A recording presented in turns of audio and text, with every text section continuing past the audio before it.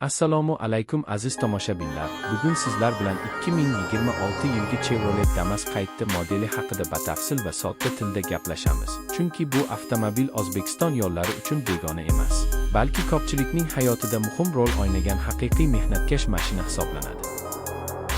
Chevrolet Damas ilk bor bozorga chiqqan paytidan boshlab o'zining soddaligi, ishonchliligi va arzon ekspluatatsiyasi bilan mashhur bo'lib kelgan. Ayniqsa kichik biznes egalari, yuk tashish bilan shug'ullanuvchilar va katta oilalar orasida juda tez ommalashgan.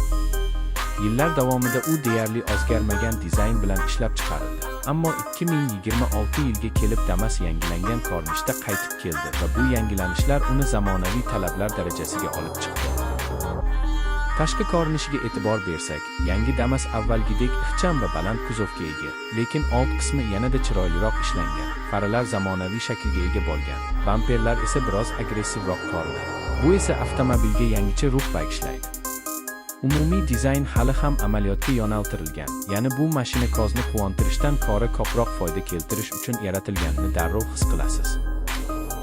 Salon ichiga kirganingizda ham katta o'zgarishlarni ko'rish mumkin. O'rindiqlar qulayroq bo'lib, materiallar sifati biroz yaxshilangan. Panel esa soddaligini saqlagan holda ancha tartibli va tushunarli qilingan. Bu haydovchi uchun boshqaruvni osonlashtiradi.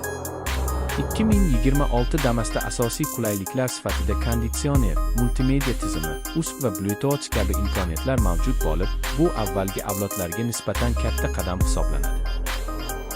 Texnik tomonga o'tsak, avtomobil yuragida avvalgidek ishonchli oq-butun 8 litrli benzin dvigateli joylashgan bo'lib, u taxminan 38 ot kuchini ishlab chiqaradi. Bu tezkor sport haydash uchun emas, balki sokin va tejamkor yurish uchun mo'ljallangan.